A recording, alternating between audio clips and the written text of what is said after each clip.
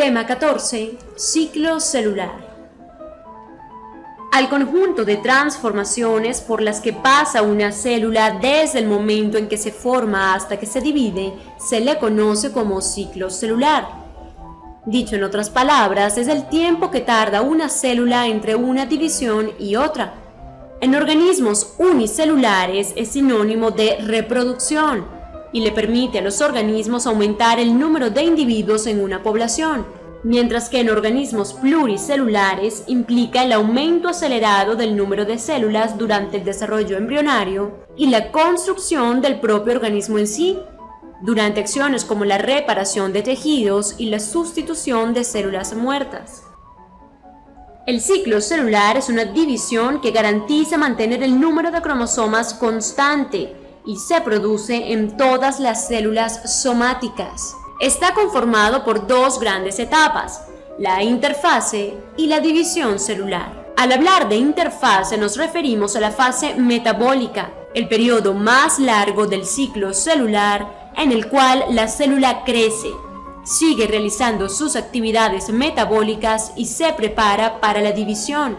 A su vez, la interfase se compone de primera fase del intervalo, gap o simplemente G1, que es donde ocurre la síntesis de enzimas para la duplicación del ADN, seguida por la fase de síntesis o S, que implica la duplicación del ADN y de las proteínas que lo acompañan. La interfase finaliza con la segunda fase del intervalo, gap o G2, donde ocurre la condensación del material genético y la síntesis de enzimas necesarias para la división celular. Cuando nos referimos a división celular, hablamos de la fase reproductiva, y esta a su vez implica la cariocinesis, que es la división del núcleo, también llamada mitosis, y la citocinesis, que es la división del citoplasma. Ahondaremos en cada una de estas fases. En esta imagen se representa el ciclo celular completo, tanto las fases de la interfase como las fases de la división celular. En la mitosis, las células somáticas diploides se dividen y forman dos células somáticas diploides. Desde el punto de vista morfológico, se divide en 4 etapas secuenciales basadas en el comportamiento de los cromosomas. Estas son profase, metafase, anafase y telofase. Comencemos pues a estudiar el ciclo celular y para ello arrancamos con la interfase, la etapa del ciclo celular donde los cromosomas todavía no son visibles al microscopio. La interfase es el estadio donde la mayoría de las células eucarióticas pasan la mayor parte de su tiempo, preparándose para la división celular. Como hemos mencionado anteriormente, consta a su vez de 3 fases. En la fase G1 ocurre la síntesis de materiales necesarios para la división celular. Además, las moléculas y estructuras citoplasmáticas aumentan en número. La siguiente fase es la de síntesis de ADN, donde ocurre la duplicación o replicación del material genético. Y por último, la G2, que es donde ocurre la condensación de los cromosomas y ensamblado de las estructuras necesarias para la mitosis y la citocinesis. Una vez finalizada la interfase, pasamos a la profase. En esta etapa del ciclo celular ya los cromosomas sí son visibles al microscopio. Hay que tener en cuenta que cuando llegamos a este momento, la división del ADN ya ha tenido lugar, así que cada cromosoma consiste en 2 copias de cromosomas que permanecen unidos hasta que la célula se divida. Así, mientras permanezcan unidos los 2 nuevos cromosomas, se llaman cromátidas hermanas. En la profase, las cromátidas hermanas se condensan y desaparece la envoltura nuclear y el nucleolo. Los centriolos dirigen la formación del uso mitótico. Recordemos que están compuestos por microtúbulos, al que se unen las cromátidas. Los microtúbulos del uso se unen a las 2 cromátidas por el centrómero, específicamente por el cinetocoro, estructuras proteicas ubicadas sobre los cromosomas. Continuamos con la metafase. donde las fibras polares y cinetocóricas del huso tiran de cada par de cromátidas hacia los extremos, quedando alineadas en el ecuador de la célula.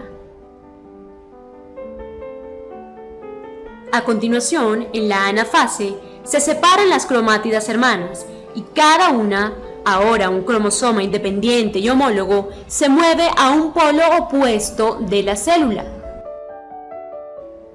En la telofase se restituyen las respectivas membranas nucleares alrededor de cada conjunto de cromosomas, ahora difusos porque la cromatina se ha descondensado, y se restituyen los nucleolos. Finalmente, en la citocinesis, el citoplasma se divide y la membrana plasmática se invagina, separando a las dos células hijas, cada una de las cuales contiene un núcleo, con su complemento de cromosomas completo y aproximadamente la mitad del citoplasma, incluyendo organelos y macromoléculas de la célula madre. La mitosis es un tipo de reproducción asexual. Veamos entonces en qué se diferencia a una reproducción del tipo sexual. En el caso de la reproducción asexual, la progenie es genéticamente idéntica a la del único parental del que precede. En cambio, en una reproducción sexual, la información genética de los dos parentales se mezcla, produciendo así una descendencia genéticamente diferente entre sí y con respecto a los padres. Y en el caso de la asexual, la genética es previsible.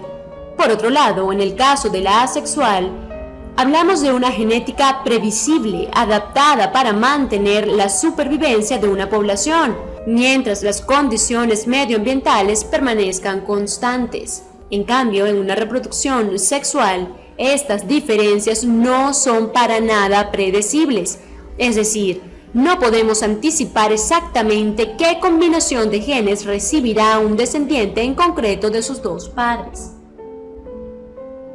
La meiosis es el proceso que consiste en un ciclo de replicación de ADN cromosómico seguido por dos divisiones nucleares sucesivas, a lo que llamamos meiosis 1 y meiosis 2, que originan 4 células hijas haploides.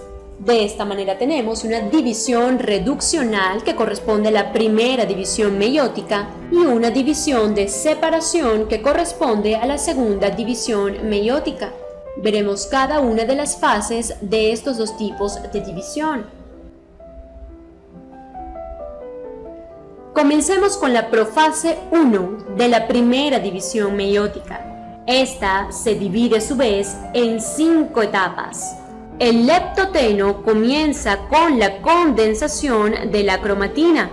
En el cigoteno, los cromosomas homólogos se emparejan o aparean estrechamente mediante el proceso llamado sinapsis, formando bivalentes. Cada bivalente tiene 4 cromátidas o tétradas.